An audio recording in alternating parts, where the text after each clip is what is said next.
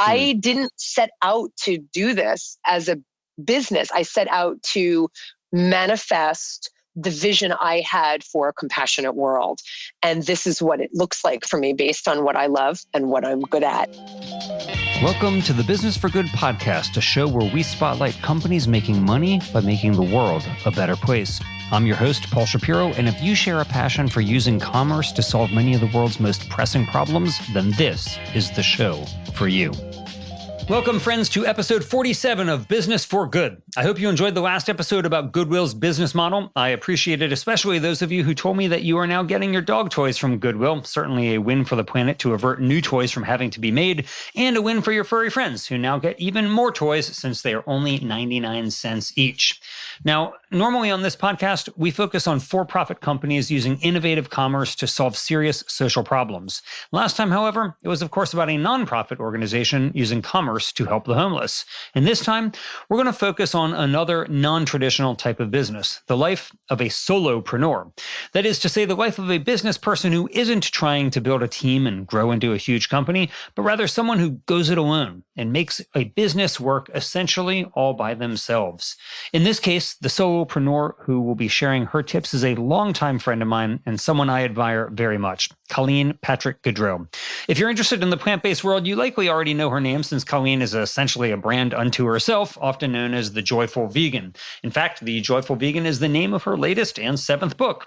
A longtime advocate for pragmatic and friendly animal advocacy, Colleen has built her own empire of revenue streams that allow her to earn money by putting out a positive message of compassion and joy into the world. Many people who want to promote animal-friendly eating may think about going to work for an animal charity, or maybe they want to go work in the for-profit space at a company making alternative protein. Those are, of course, very cool things to do. But Colleen has for decades now successfully charted a different path of advocacy and has made a good business out of doing so.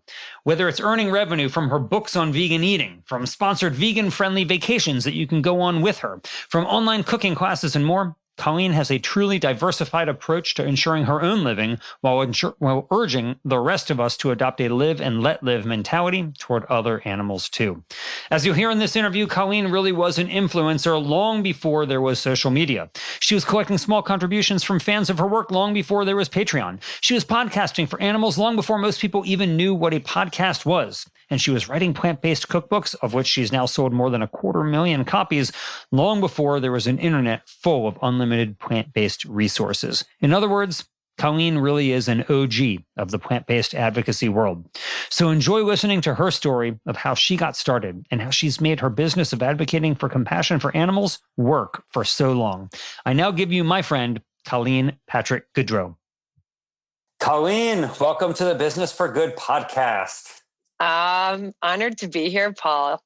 It is my honor. You are one of my favorite people to talk to. That's so nice of you. Well, the cat is out of the bag. I don't know if that's an anti-animal expression or not, but the cat is out of the bag because we've been friends for a long time. And we have done other podcast interviews with each other on You Are Not One, But You Are Two podcasts, which are quite good. So before we get started here, learning all about how this all came to be, what are your two podcasts, Colleen? So Food for Thought and Animology. Okay, so what do you discuss aside from Queen Meat on Food for Thought? So Food for Thought really talks about everything related to living a compassionate life, how we eat, how we speak, how we live, basically living as compassionately and healthfully as possible. So obviously tackling food and cooking and, just everything related, nutrients, but also culture and history, and talked a lot about language and food for thought. And that's why I did this spin-off podcast. And so the spin-off podcast is Animology, and that's about the animal related words and expressions we use. And as you know, and we will let everyone know now, that you and I both share many interests in life, but words and the origins of words is certainly something that we share quite a lot. And so I've enjoyed animology and learning about, in fact, I was just telling somebody, I forget who, about the connection of mouse to muscle, which is a pretty interesting connection. So why don't you tell folks, what is the connection, Colleen, between mouse and muscle? Yeah, I didn't expect that. I love that. So yeah, the word mus, M-U-S, is the Greek word. It goes back to Proto-Indo-European languages, means mouse. And so the word muscle comes from the word for mouse. The person who coined the word muscle, apparently, we don't know exactly why, the movement of a muscle under your skin reminded him of the movement of a mouse under a blanket, moving under a blanket kind of thing. So that idea of a muscle moving reminded him of a mouse moving, and that's how we have the word muscle. And I was just listening to a podcast on battlefields, and they were talking about Musgrove in the UK, and they were talking about what it could possibly mean. And the person who knew said, actually, it means a place where mice are. Musgrove. It's the field of mice, because the word M-U-S, moose, meant mouse. Interesting. Well, at work, at my work at the Better Meat Co., we were recently debating about the term break a leg, because, you tell people break a leg before they go perform, which is a very odd thing to do. And so we were debating, what is the origin of this bizarre expression? And some people theorized that, not theorized, they looked up on Google and found a variety of different answers, one of which is apparently the curtains used to be drawn in such a way that when they were drawn, they looked like legs, so people called them legs. So if you got a chance to go out and perform on stage, it was called breaking a leg, like you're going to break the leg and you're going to get to go out and perform and do your act on stage. Other people said it went back to Shakespeare, and they found all these different things. So if anybody knows the real origin of break a leg, I would love to know. So contact me afterwards. You can go to businessforgoodpodcast.com and send me a message via there. But Colleen, I presume you do not know, since there's no animal-related origin. Presumably, I hope there isn't an animal-related origin to break a leg. Well, no, I mean, and I'm no expert in language, but I'm not interested only in animal-related words and expressions. So my favorite podcasts are language podcasts, and so and I do know from listening to a lot of language experts that the answer that sounds the cutest and the quaintest is usually the wrong answer. So so just know that when looking for the derivations of expressions and words, if it's too cute, if it's too perfect, it's probably not true, and people just don't know what the origins are. Yeah, well, maybe nobody knows the origins, but I hope somebody will send me something cool on this, because it has been the topic of real discussion and even debate at my own workplace. So, of course, I haven't even taken the time to Google it, so shame on me. But anyway, so that's cool, Colleen, that you have these two podcasts, but that is really a tiny little sliver. If you look at a pie chart at the life of Colleen Patrick-Goudreau, I'm sure that podcasting is a minuscule sliver of it, because you have created quite a business empire as a solopreneur. You are an author, and the last time I checked, I think I had read that you've sold over 250,000 books now. Is that accurate? Am I correct in that? Something like that. Something like that. Okay, so if I'm off by an order of magnitude, that would not be good. So I'm thinking it was like 250,000. But I know you've sold a lot of books. How many books have you written? It seems like quite a lot. 7. So, most authors never can aspire to reach that type of success. But it's not just authorship. You have a whole variety of revenue streams in your life for the business that you're running by yourself. And so before we get to that, I just wanted to talk about how it came to be. Many people who are in either the animal welfare or the humane community, they certainly know your name. And whether they've used your books or whether they have listened to your podcasts or seen you on social media, lots of people know who you are. But unlike many other folks, you don't work at an organization. You've never worked at an animal protection organization. In fact, you've always been treading the life of a solopreneur. So how did it come to pass originally, Colleen, that you got interested in animals and animal advocacy? And then let's go on to talk about why you made this different type of a decision, that rather than working for a nonprofit organization, you decided to really start your own business that was a one-person show. Mm-hmm. Mm-hmm. Well, so it goes back quite a bit now. So this would have been, I don't even know, probably in the 90s, early 90s, I don't even know if you were born yet, Paul. Yeah, I was born in the 90s for sure. To be honest, I was born in the 70s, but that's okay. Yeah, probably late 70s. It would have been in the 90s. And, look, I hesitate to say this because I don't want to sound like, because I always want to provide value to what I'm sharing about my experience so that people can replicate what might be inspiring to them in their own experience, in their own lives. But I will say that I always had an inclination from a very young age that I wanted to do something good in the world. I just didn't know what it was going to look like. I didn't know what it was going to be. I had no idea. It had different iterations in my mind, certainly when I was young. When I was very young, I wanted to be a veterinarian because I loved animals, right? So just, kind of the obvious thing someone might think of if they love animals. I wanted to do good work in the world. And I was raised Catholic. So I knew of the only people I knew who, right, kind of were characterized as doing good work in the world were like the nuns I was, in contact with every day in school. So there was a short period of time when I was very young and I wanted to be a nun. But that was probably a very short period of time. But it was because I associated that with just goodness, good work, right? And so that I always had an inclination toward that. So as I started getting older and it really was about, okay, well, what are you going to study and what are you going to do? What are you really going to do? I did not go into medicine. I did not go into veterinary medicine. I was always very interested in stories, narrative, language, literature, film. And so I started pursuing film first and then literature. And it started becoming very clear. Now, by then, I was already what I would have called an animal advocate. I was advocating in my very small ways as a lone advocate back in New Jersey. I didn't know anybody else who was an animal advocate. I didn't know anybody else who was a vegetarian. I was pescatarian first and then vegetarian. But I just kept, at it, just kept thinking, well, I want to be part of a solution. I know that animals are suffering. I want to do something good for them. And so by the time I was in undergrad, I was getting a bachelor's in English literature. I was not sure what I wanted to do, but by the time I went to grad school, I was pretty clear that what I loved and what I was good at could be married and could be, I could create something from that.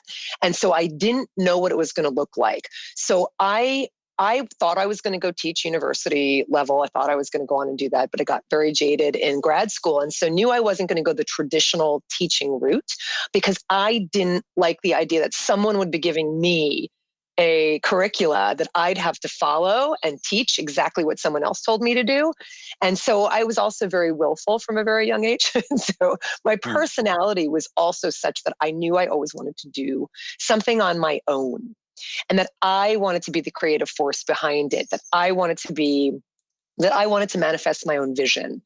And so that didn't mean I didn't, appreciate what already existed and learn from what I was also interested in, literature and this and that. But I didn't want to lock myself into teaching literature. I wanted to keep reading literature and use that to inform me and my work. But I just knew that I was good enough at writing. I loved it. I loved to write. I loved reading. I loved learning, and I loved teaching, but not in the conventional way, I should say, not in the conventional, academic way. And so those things informed the questions I just kept asking myself, which is, I don't know what this is going to look like, but I know I want to do something to help animals. I know I want to do something to help people help animals and to help them just live the best life they could. And so I don't know what it's going to look like, but what am I good at and what do I love? And I kept asking those questions. And honestly, that has guided me through everything that I continue to do. What do I love? What am I good at? And where's the need? Right. And so what happened? I decided after grad school that was going to be my path. And so when we were moving from New Jersey to California, I did start looking at animal organizations because I needed something to, pay the bills, obviously. And my husband was in technology. He wasn't my husband yet, but we were moving out to California together. This is in 98. And he was looking at tech companies, and it was during the .com boom. And I was looking at animal organizations and didn't know, but I just knew I'll work for an animal organization. And I was pretty close to working for one, but I made the right decision to change my mind there, and just said I want to just do something on my own. So that's kind of a long version of how I got to the place where I started to build what I built. But I didn't immediately get into animal at the work that I'm doing now. I mean, I can keep going if you want, but that was the direction that I just kept pointing myself toward, is what am I good at? What do I love? Sure. So, I guess it's clear what you love. And then you're talking about being good at things like literature, but that doesn't necessarily translate into saying, hey, I'm going to become a cookbook author, or I'm going to become an influencer, because you really were an influencer before there was social media. You were like a brand unto yourself in many ways before there was such a rise of these social media influencers. And so what led you to think, hey, instead of working for an animal protection organization, or even maybe working for a company that, if you think back then about the plant-based meat companies like Boca and Morningstar and so on, why go this path? Why do you decide to start your own business that would be a one-person business?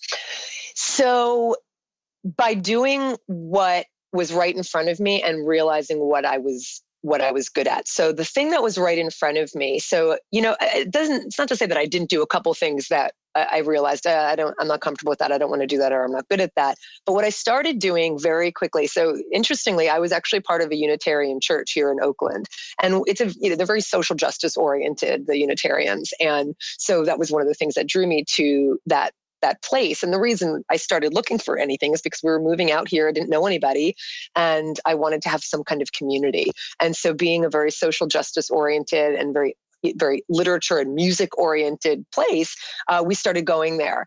And indeed, that's where I really cut my teeth in advocacy, but again, on my own. And so I kind of became very quickly known as the animal person there. And so I started leafleting. I started putting literature out during the coffee hour. Then it became a table I had. And there was already a larger organization. At the time, it was called UFIDA. At the time, it was called Unitarian Universalists for the Ethical Treatment of Animals. I think they've changed that now. I think it's the Animal Ministry or something like that. I was going to say UFIDA is not a good acronym. Not a good acronym, exactly. And I don't know what it's called today. I'm not part of that church anymore. But at the time, it was the perfect, kind of a captive audience, if you will, for me to start doing what just felt natural to me, which was just education. So when you said, yeah, how are you good at literature? I realized that I loved just sharing ideas, sharing thoughts, answering questions, learning, making sure I knew the answers to the questions that people asked me. So I'd be tabling, there'd be literature about everything related to animal abuse and exploitation, everything, just name it, right? I mean, vivisection, testing, and, habitat destruction and factory farming and all of it. And so people would ask me questions, and I loved engaging with people. I loved talking to people, and I loved communication. And so that was how it kind of started. And so I realized I was really good at that. We worked a lot with the youth group. So we were like the leaders for the youth group. We would take them to animal sanctuaries. Of course, many of them became vegetarian and then vegan. Some of them are still vegan. I'm still in touch with some of those. They were kids then. I'm still in touch with them today as adults. So I started doing that. The thing that probably was the main thing that made me realize this is what I really love is I actually created and led a whole service. And it was all on animals. It was all related to animals. And so when I gave that, kind of my main talk, it just validated that I love communicating about this. And of course, writing is something I'd always already loved and was, fair enough at. And so, so that's how it started. And so I started teaching cooking classes in that church, and I had no culinary training. I knew more than the people coming to the class. That's probably about all I could say. And I was passionate. I mean, passion plays a huge part in my work and in the work of many people, right? Passion was a huge part of it. And so people would come to the cooking classes. And again, I'd love talking about these issues. I love food. I mean, I've always loved creating things, and I love feeding people. I love nurturing people through food. So it wasn't like I've never had the inclination to be involved. Like, I don't see myself as a chef, and I do not see myself as a chef. So people are like, would you ever open a restaurant? Absolutely not. Like, that's not how I see myself. But I use food as a means through which to talk about these larger issues that I care about, animal advocacy, health, well-being, food justice, just growing food, the culinary arts. I mean, so I care about it, but I use food as a means through which to talk about those things. And so that's how I started getting involved with food. And then I made a DVD. Right. So again, because it's for me as the solo, I always knew I wanted to do something on my own and for myself. So I was like, okay, I'm reaching people coming to the classes in Oakland, but I want to scale it. And this is before the internet. So how do I scale it? Let me make a DVD. I was pretty sophisticated at the time. I raised $20,000 to make a DVD. Can you imagine? Today, you just need your phone and you can make this gorgeous video. I raised the money to shoot this DVD, and we shot it over 3 days. Now, Colleen, how did you raise $20,000? I mean, I presume, was this like in the 90s, the 2000s? Like, when did this happen, first of all? Yeah, this would have been early 2000s. And by then I was involved with another advocate. Her name was Alka Channa. You know Alka.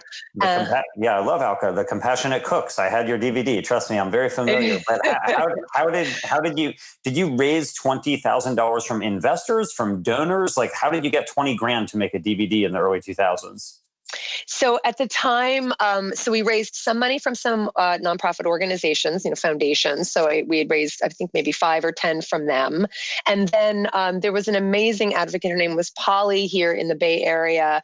And Alka was very dear friends with her. And Polly died of cancer. And she left Alka, I think, a little bit of money. She didn't have a lot, but she left her some money, and Alka donated that to the project in Polly's name. So, and then I think there were some individual contributions as well. So crowdfunding, truly, before there were, people were crowdfunding long before the internet. So this was not $20,000 that anybody was expecting to get a return on. This was $20,000 that were donated to you for the purpose of making this DVD for people who wanted to see plant-based eating go more mainstream.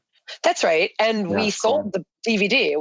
We didn't give it away. I mean, so, we made money. Sure. Yeah. We made some money on the DVD, but it was with that purpose of, again, as a business model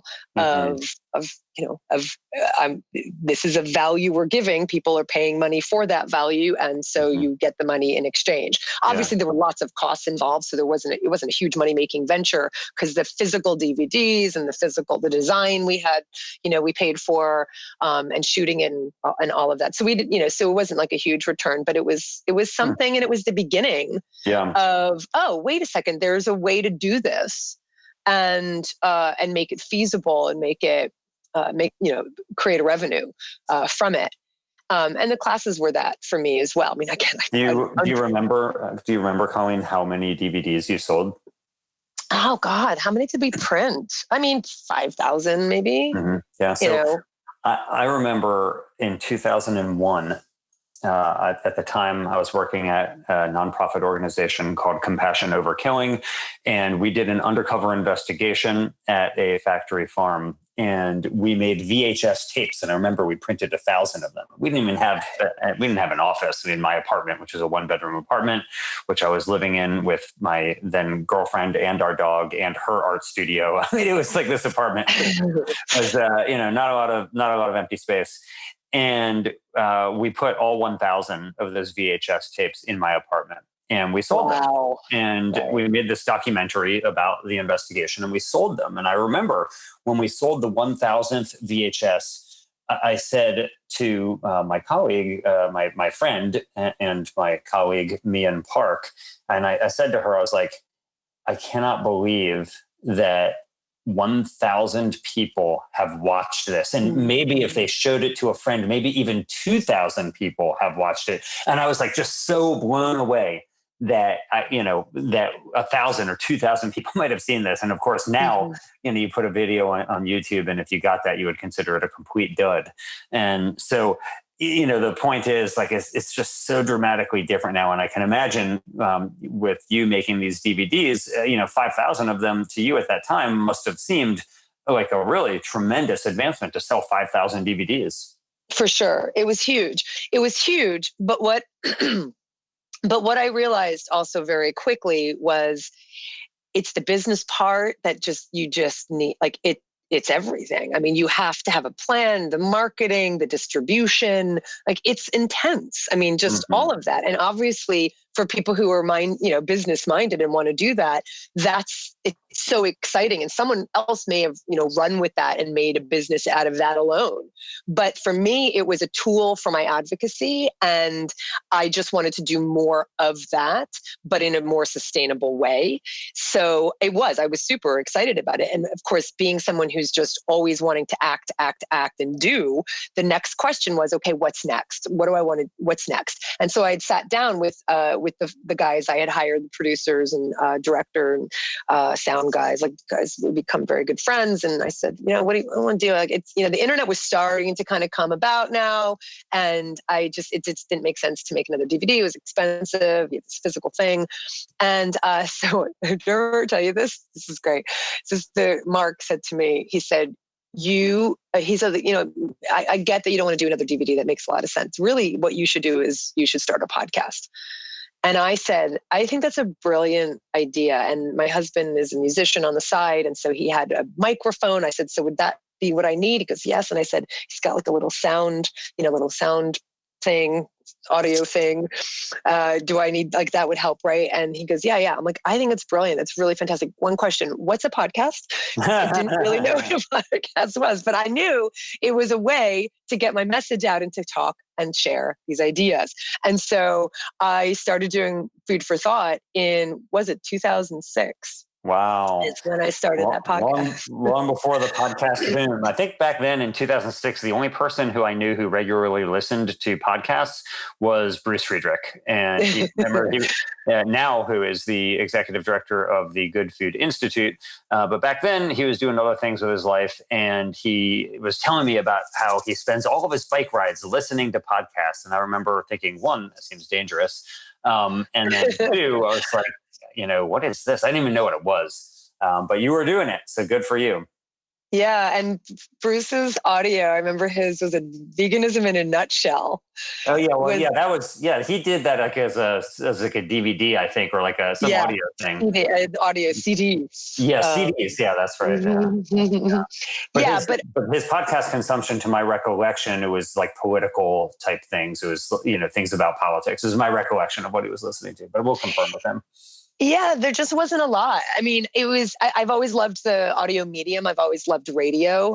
So it was just another alignment of, again, what I felt was in my sweet spot in terms of what I love. And I loved oration. I love oration. I still do. And so my podcast is probably still very unique. I mean, there are plenty that do it the way I do it, but mine has only ever been, basically spoken word, me. And I write out basically an essay and then I record it. I mean, so my podcast from the very beginning, and they still are, it's really oration. And that's something I've always loved. And that's what I knew I wanted to keep doing when I spoke during that service, many years before that. So it was another thing that I just thought, yep, this is what I'm good at. I'm not good at a lot of things, but here's one.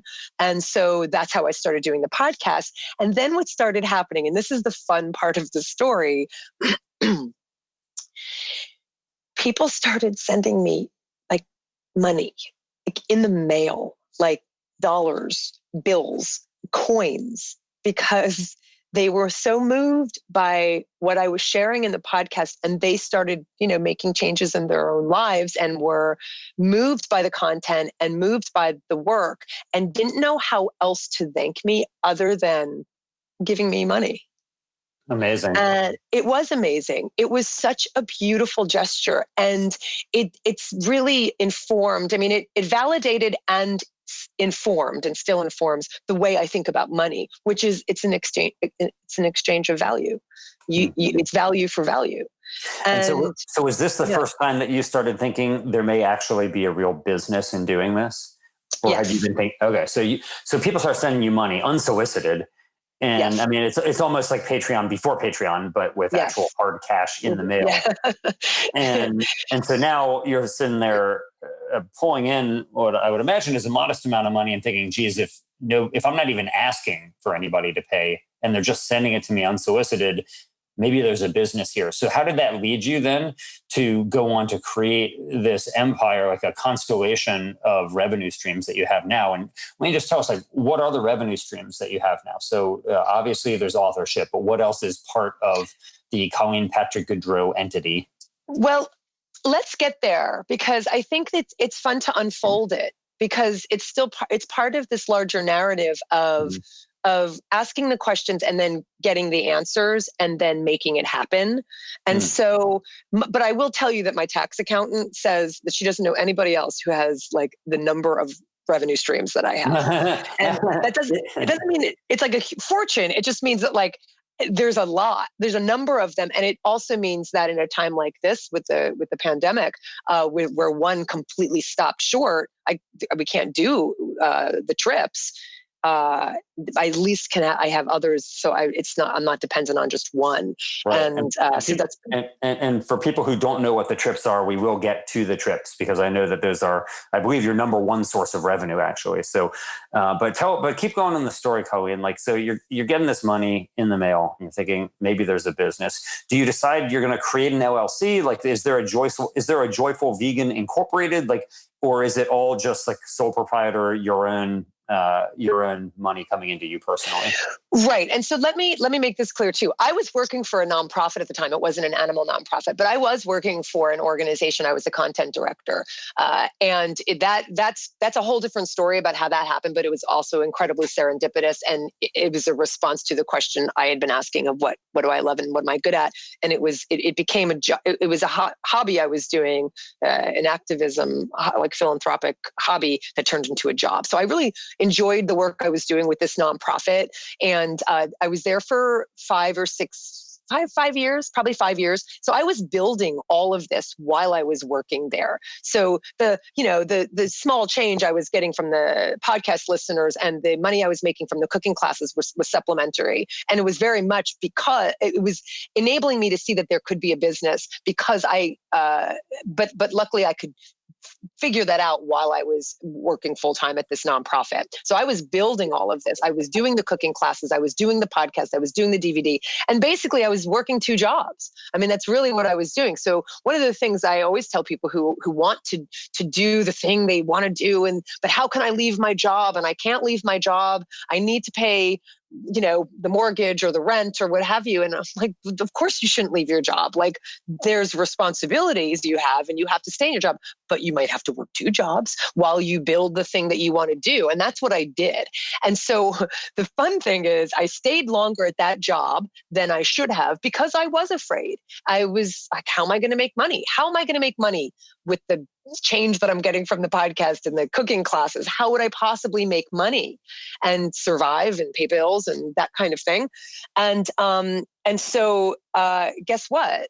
The organization restructured, didn't need me anymore, and I had to figure it out. And I probably would have been able to figure it out on my own, but I was too afraid to leave. And so when I was forced to leave, which was the best thing that ever happened to me, I made a deal with myself, and David and I talked about it, my husband and I talked about it. I'll give myself 6 months, and I'll see if I can build enough of a revenue to create a salary for myself. And if at the end of that 6 months I haven't succeeded, then I will go pursue working for an animal organization. Wow. And so 6 months has turned into 15 years now. Would that be accurate? Yeah. Wow. That's right. Mm-hmm. So what happened? So, all right, you've been let go of your job, which you're, of course, probably not too thrilled by, but in hindsight, something that's pretty awesome that happened to you. And then what? Yeah, I was so happy. My husband, when I called him after the meeting, he said, "I'm so sorry." I'm like, "Are you kidding? This is like the best thing," because I knew it. So I knew that it just was pushing me to do the thing that I had been kind of avoiding. So I looked to other organizations I had already talked to some other organizations like PCRM, Physicians Committee for Responsible Medicine. At the time, they had started something called the Cancer Project. I think they call it something else now, but they started doing cooking classes for people who wanted to prevent cancer. And so was all plant-based classes. And then Dr. McDougall, obviously, who, teaches, and he has a whole program up in Santa Rosa, and this wasn't very far from me. He had asked me to teach cooking. Because again, I was already establishing my reputation as someone who was teaching cooking. I had done the DVD, probably, I had a relationship with these people already. And so I said, okay, well, let me hire myself out. And so I basically contracted myself to the Cancer Project, to Dr. McDougall, kept teaching my own classes. I think there may have been a couple other things involved. And so I kind of really broke out and did more cooking classes. At the same time, I was approached by a publisher who wanted to publish a vegan baking book. And that's how the cookbook started. I never, ever thought that I would write a cookbook. Like, again, literature was my forte, and language and the arts. And I just thought that was never even on my mind. But again, in service of my intention of what I wanted to do, of what I was setting out to do, of why I was doing this in the first place, of using it as a tool and as a means through which I could communicate these ideas, again, about compassion and eating healthfully and not eating animals, and debunking the myths about not eating animals, I thought it was the right thing to do. And so I will say I made a grave mistake at the time. And I got the advice of a friend who was a former literary agent, but I did not hire an agent. And I should have. So my contracts for my books, I will be very honest, are very poor. And I do not benefit very much from them at all. So that was a potential. I mean, look, you don't really make a lot of money as a writer, as an author anyway, unless the book sells really well. Most people make the money on the speaking engagements and kind of offshoots of the book, but I still could have done better. And so it is what it is. But that's how the book started. And so really loved the process of writing The Joy of Vegan Baking, really enjoyed it. I was very involved in the whole creative process. And so that so there's another revenue stream. So now I've got the books, now I've got the cooking classes I'm doing. And by then I had already started a membership program for the podcast. So when I realized that this is a value for value, that people are willing to pay for something they really value, that's when I started a membership program. And so by then I was calling myself Compassionate Cooks. It was an LLC. So I was Compassionate Cooks. In fact, I still am Compassionate Cooks LLC. That is still the LLC under which I operate, but I don't call that's not my public facing name anymore, because it felt too narrow in terms of the work that I do. It served itself right at the time, but it's still the LLC just because it's easier than changing the LLC. There's no reason to change it at this point. So I was an LLC, and that's when I started a membership program. So kind of NPR model, right? National Public Radio. If you're enjoying this program, you want to be a member, you get some perks in exchange. So absolutely Patreon before Patreon, but it's the National Public Radio model, and that's what I was modeling myself after. So you were basically saying, give me money if you think that what I'm providing to you for free is valuable to you, in the same way that your NPR station does that. And then were people just sending you checks in the mail? Were they paying you through PayPal? Like, how are you actually collecting those type of membership dollars? Yeah, there was some mechanism before PayPal, but then it started being PayPal. So it was PayPal for a long time. In fact, I still have some people who are regular subscribers on PayPal, even though I've been using Patreon. When Patreon came along, it was a really good model for what I had already been doing. It was perfect. So I do use Patreon now. And, but yeah, that's what it was. It was through PayPal, and I had, different systems set up, and it became, again, the business side of it is not my favorite part of it.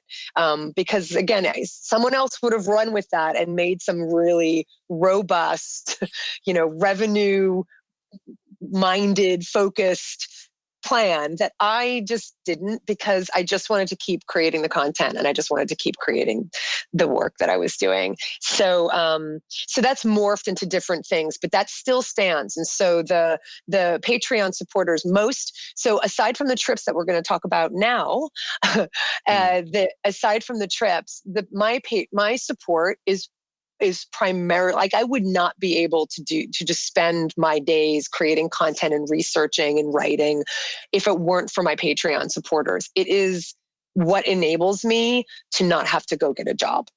literally, because, and that's the thing is like, when people say $5 makes a difference, $10 makes a difference, it's really true, because when it's cumulative, it all adds up. And so I'm very grateful, and I mean it. And when I tell my podcast listeners that this is a listener supported podcast, that I don't have sponsors. I've had sponsorships in the past, but it just doesn't feel right for me. It just doesn't feel right for me. There's too much time that has to be spent on, the contact with the company and what they want you to say. And I would only work with organizations and companies I believed in. So that wasn't a problem. I had no ethical qualms at all. But I just prefer to just be beholden to me and my listeners. That's just what makes sense for me. Mm-hmm. And so now you are having this Patreon support that's coming into you, and you also have some book money that's coming into you.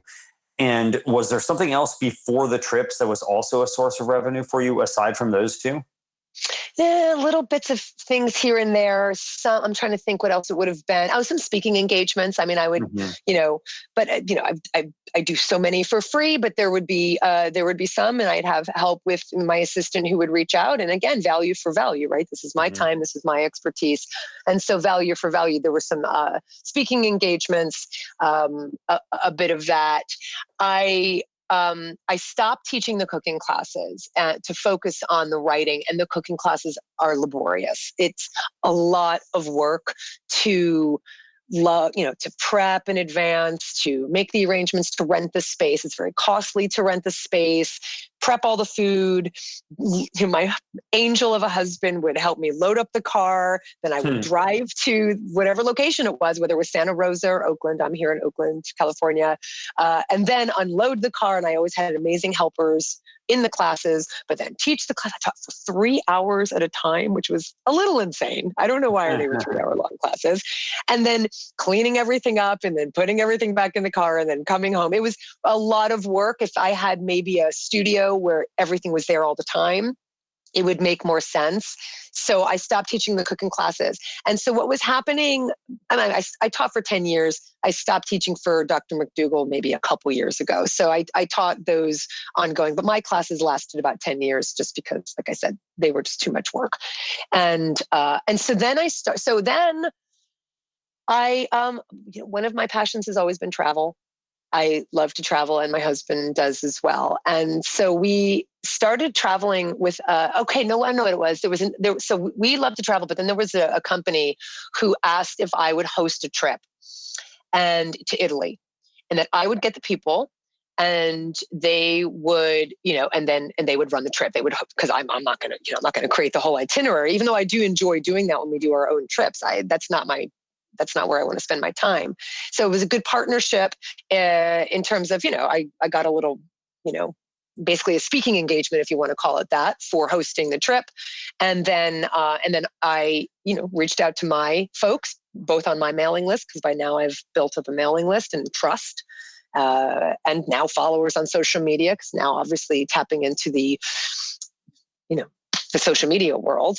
And we went to Italy, and we had a great time. And the two people who I was friends with, they were actually podcast listeners who became vegan from the podcast. And one of them, her name is Bridie. She started helping me. This was years before the Italy trip. She was already a volunteer for me. And she was a volunteer for me answering my love letters. That's what her job was the love letters that I would receive. She would respond. That's too seductive here to not interrupt you, Colleen. So when you say love letters, you mean people who are sending you mail saying they really like you, or you mean actual love letters from people who are interested in dating you? Oh gosh, no, it wasn't like my own Tinder. No, yeah. It so was not potential suitors then, just people who are fans of your work. Yeah, so we called them love letters, and because that's what they were. They were just filled with just sweet, gratitude, and their stories of transformation. People who had listened to the podcast, or by this time read my books, or had been to my classes. I mean, I still know. I still talk to people who were in my cooking classes back in, Mm. 2002. I mean, so it's pretty amazing. So yeah, so I would get these incredible letters from people. And I again, just in terms of bandwidth, Bridie became the person who in her own voice would respond saying, thank you so much. And I saw all of them, and I'm still, it's an amazing thing. So Bridie was a friend and a volunteer, and they came on the trip. Now, Bridie and Seb had a background in tour leading, in travel, as travel tour leaders. And so as we started traveling together, they started planting the seed that we could create these trips on our own and create exactly the kind of trip we wanted. The people I did 2 Italy trips, and Bridie and Seb came on both. And the people who had organized the trip, it wasn't the right fit for me. My brand, my name, the trust I have with the people who follow me, it's sacred to me. And if I'm going to put my name on something, I want to control it, and I want to manage it in a way that I can stand by it. So Bridie and Seb at that point were trusted friends, and we had the same like they knew my brand really well, and we had the same ideas of what it looked like to create an incredible trip.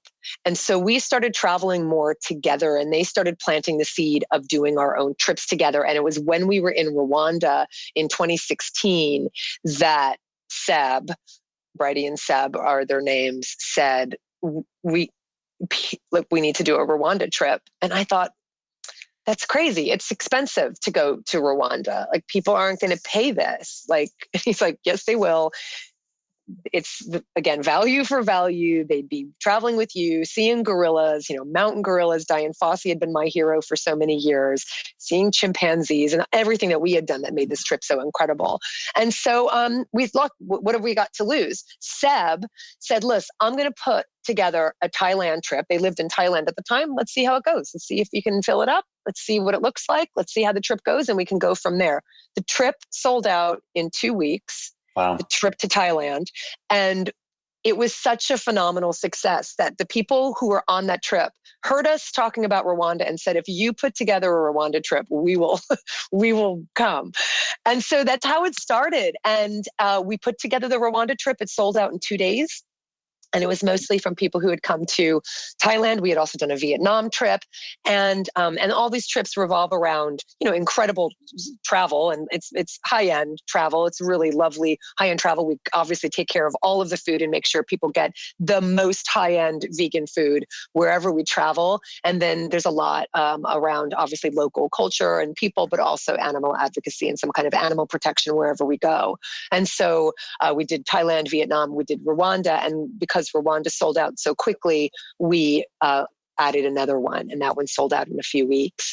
So we've continued to do that, and we've been to Alsace in France a couple times. And this year, right now, as I speak to you, I'm supposed to be in Dordogne, France, on another CPG trip. We call them CPG trips. Colleen Patrick-Groudreau, but it's really organized by World Vegan Travel, Bridie and Seb, who are incredible, and I'm the host. And so it's been a wonderful partnership. And again, yes, a realization that you can do what you love, and the money does follow because it's value for value. And so now with COVID, we're just waiting to see what's happening with everything. We will postpone this trip, the one that we're supposed to be in France doing right now. But we also have a Botswana trip planned for December. This is 2020. So fingers crossed that will be a go. But that is the revenue that we were talking about before. And it's been incredible. And am I right? That's your number one source of revenue is money that you make from organizing these trips? Yeah, relatively speaking. I mean, yes. So it would be the trips first, the Patreon second. And now there's another revenue stream, which also came out of COVID, and I didn't expect to happen. And that's just been a huge help because we can't do the trips right now. And so when you look at this entire constellation of things that you're doing, Colleen, you have these varied sources of revenue. Do you have staff who are working with you? I know you've referred to an assistant, but I think you mentioned that she's a volunteer. Are there people who work for you helping you with any of this, or are you really the only paid person in the CPG operation? Well, right. So I'm the only paid person in the sense that I don't have employees, and anybody who does help me, I do pay as a contractor. So any help that I need for podcast editing, for video editing, for now segue to the online cooking classes I'm teaching that happened out of COVID. I started teaching online cooking classes out of my kitchen, has been incredible. And Danielle is a woman who has helped me for, I don't know, 15 years. She used to help me in the cooking classes. She now helps me with the online cooking classes. I should say there was one bit of revenue I forgot, Paul, is I started hosting conferences. Right. So I had the what I was calling Compassion in Action conferences, and that they were being hosted here in Oakland. The last one was the Joyful Vegan Conference, and that was hosted online. It was actually right before COVID. It was I just decided to host it online because my latest book came out, and I was doing a book tour that got canceled, obviously. But in the end, I just wasn't able to organize a conference. So the conferences were another small stream. Again, these are all small, but they add up to enable me to, have a salary. So any help that I get doing any of these things, I pay people as contractors, and the rest is done by me. Okay. And when you say contractors, I presume most of that you're doing it through Fiverr, through Upwork, or these people who you personally know? All of the above. Oh, okay. Cool.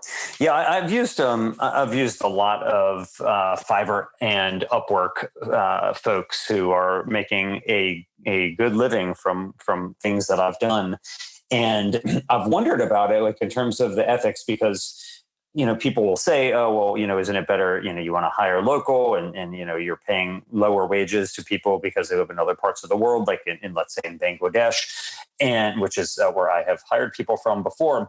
And Peter Singer had a pretty interesting commentary on this. Peter Singer is the author of Animal Liberation and The Life You Can Save and many other very important books. And he basically said he thinks that it's actually ethically preferable to give some of your money to people who are living in developing countries because the money goes so much further for them. And that people who are living, let's say, in Bangladesh, you paying them to, let's say, do some graphic design or podcast editing, et cetera, is actually doing better than if you were to hire somebody locally because they need the money a lot more, essentially. Have you ever thought about that, Colleen? For sure. And I think it really depends, because I've also used organizations that have given me VAs, virtual assistants. So I've worked with organizations and they basically are the contractors for the VAs. So I've used them as well. So to be clear, like I do have support. It's just done through all these different mechanisms. And yeah, in the end, I tend to hire in the US mostly because of the time zone. So it depends on what it is. If I'm working with a VA and we have to communicate a lot, I'd rather work with someone who is at least in the United States or North America. I mean, like just at least someone who's in like the same time zone, or maybe 3 hours difference max. I have worked with people who've done different kinds of technical things for me. And because I don't need to talk to them, communicate with them other than giving them direction for the technological needs I have, they can be anywhere. And so I do think about that. And I do think there's a value to both. And so it's really a matter of what your needs are. Yeah, cool.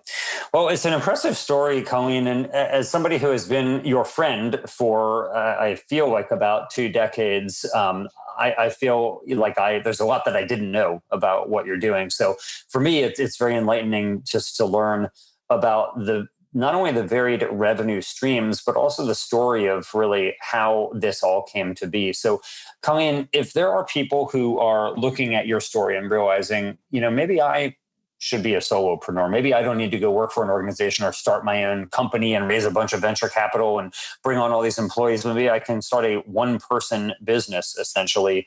Are there any resources that have been helpful for you that you would recommend to them? So whether books or speeches or anything else that you think have been a source of either inspiration or information for you? I want to say there is, but I really struggle because, like I said, my work started as an advocate, and if I were to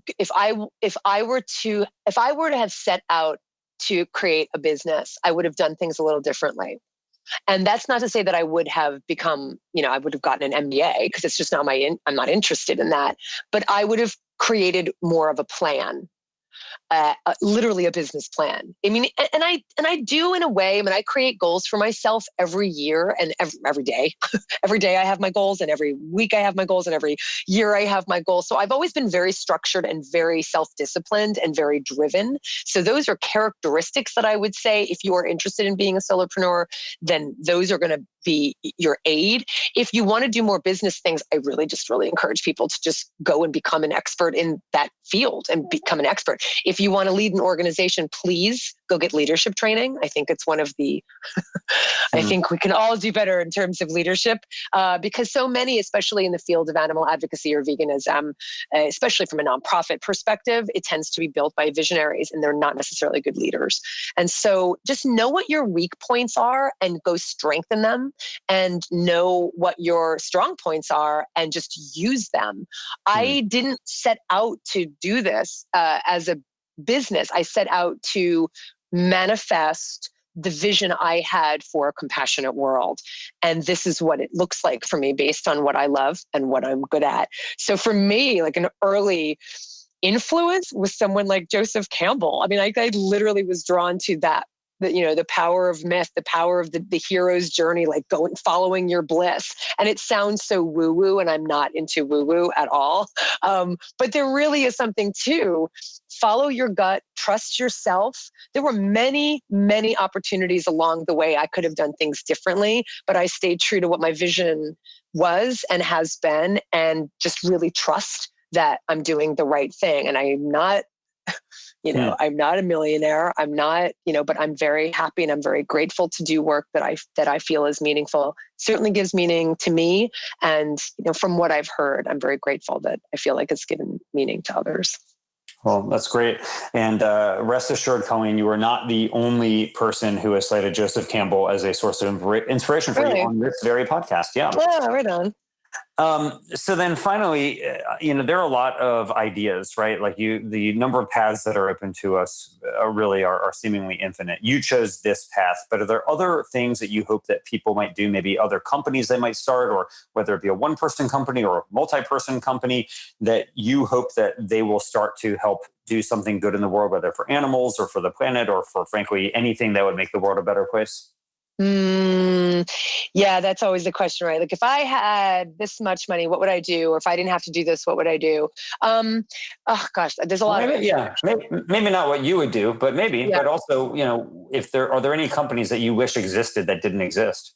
Yeah, right. What I want someone else to do. Definitely. Yeah. These were things I'd want someone else to do. Yes. So one thing, well, this is too much of a fantasy. I definitely want a teleportation reality to happen, because I really hate the resources and the time it takes to get from point A to point B. So if we could just shrink that would be awesome. So if someone could go and make that happen. So it would not only be teleportation, it would be teleportation that was lower in resource usage, I see. So it would right. Actually find some way to replicate you somewhere else for very few resources. All right. That's a good one. I think it could happen, right? Wasn't there like the vacuum train that Elon Musk, I think, was envisioning at one point? Look, let's just get high-speed rail in California. Yeah. Or in the United States. Like, that's ridiculous. Let's get some high-speed rail. Yes. So that is definitely something. For sure. I would, yeah. So, when I think of what I think would be a real benefit to animals, for sure, and to the planet is, and I have cats, I would love to see cultured meat for cats. I would love to see a cultured meat for cats. Obviously it could be for dogs as well, but dogs do so well on a plant-based diet, but cats do not. And I am not persuaded by any of the current foods that are out there, vegan foods for cats. So because it's just not the same, it's just not the same protein, and just adding the taurine just doesn't, it's just, I'm not convinced. And so I'd love to see a cultured meat cat food. And I can't imagine it's that far away. I just have to believe that there are really good, smart people who probably have been on this podcast, probably will be on this podcast, who are already trying to solve that. But I will be their first customer if that happens. All right, very good. And you're right. Ryan Bethencourt from Wild Earth Pets has been on the podcast before and talked a little bit about their aspirations to create some type of queen meat cat food as well. Also, not on the podcast, but there's a company called Bond, which is a startup in Colorado that has the vision of doing queen meat pet food. And they're starting out with these like dog bars, like kind of like protein bars for dogs that don't have any cultured meat in them. They're based on like sweet potato and nutritional yeast, I believe. I did get some of them for my dog Eddie, and he really enjoyed them. But I think that is their that's like their pathway toward trying to raise funds to actually move forward and do some queen meat pet food as well. So there's a big debate within the queen meat community about that. Like, what's the best way to introduce such products in the beginning? Like, do you want people to eat it, and if they think, oh, this is like pet food, are they going to want it themselves? Also, there's a concern about the price point. Pet food is like the lowest priced meat usually. And so because queen meat is so much more expensive than conventional meat and will be for a long time, like, where is the best place to start? Would it be in competing like with the foie gras of the world, which are very expensive per ounce, or the pet food? So anyway, I too agree. I mean, a huge number of animals are used for both dog and cat food, and there has to be some type of a solution there. So I agree. Would love to see it. And I hope it comes to fruition soon. But I am sadly not holding my breath that it's going to be that soon. But I hope that my non-held breath, it turns out to be in vain. That was so eloquent. Thank you. I had to think about it there for a second to figure out we say it the exact right way. But Colleen, I really appreciate everything that you're doing. You have been a source of inspiration for me. I know that you have been for my wife, Tony, as well. I've told you many times that my mom loves your cookbooks, and she has regularly used The Joy of Vegan Baking, for example. And so I'm grateful to all of your Patreon supporters who have kept this thing afloat, and to the people going on the CPG trips and all that, so that you can continue putting out such wonderful resources in the world to help make it a kinder, more compassionate place. So I'm grateful to you and to all of those people making it possible. And I will be rooting for you to break a leg the next time you get to go out and do some presentation somewhere. Thank you, Paul. Thank you so much. Thanks for listening. We hope you found use in this episode. If so, don't keep it to yourself. Please leave us a 5-star rating on iTunes or wherever you get your podcasts. And as always, we hope you will be in the business of doing good.